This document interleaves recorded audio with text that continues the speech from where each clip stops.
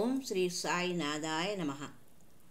ద్వారకామాయి ఇది పాడుబడిన ఒక మసీదు. ఈ మసీదు ఎవరికీ పనికి రాకుండా పోయింది. ఈ మసీదులో కనీసం ప్రార్థనలు కూడా జరిగేవి కాదు. అదే సమయంలో మహల్సాపతి సాయిబాబాతో, మీరు సాక్షాత్తు భగవత్ స్వరూపులు, మీరు షిరిడీలోనే ఉండండి, మీరు ఆ మసీదులో ఉండండి, నాకు కొన ఊపిరి ఉన్నంత వరకు మీ పాదసేవ చేసే భాగ్యం ప్రసాదించండి బాబా, షిరిడియే మీ నివాసము, ఆ మసీదును పవిత్రము చేయండి, మహానుభావులకు పాడుబడిన మసీదు అయిన ఒకటే, పాడుబడిన చెరసాలైన ఒకటే.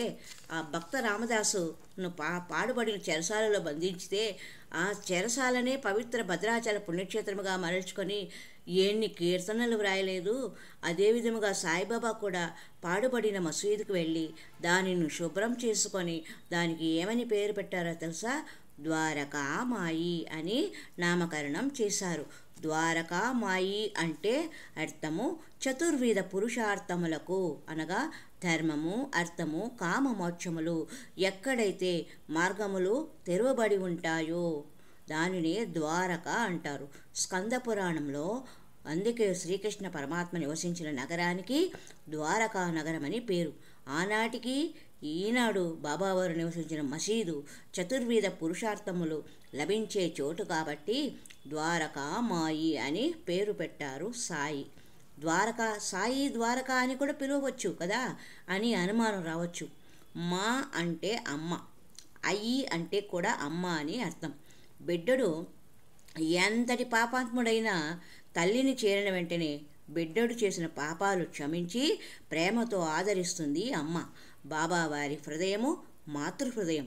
అందుచేత బాబావారు నివసించిన మసీదు ద్వారకామాయి అయ్యింది.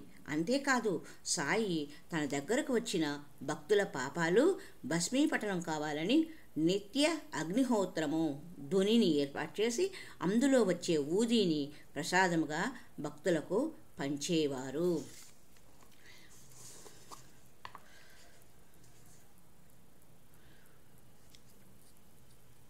పరమం పవిత్రం బాబా విభూతిం, పరమం విచిత్రం లీలా విభూతిం, పరమార్థమిష్టార్థమోక్షప్రదాతం బాబా విభూతిం ఇదమాశ్రమామి, బాబా విభూతిం ఇదమాశ్రమామి. ఓం బాబా విభూతిం ఇదమాశ్రమామి. సాయినాథాయ నమః. ఓం శ్రీ సాయినాథాయ నమః. ఓం శ్రీ సాయినాథాయ నమః.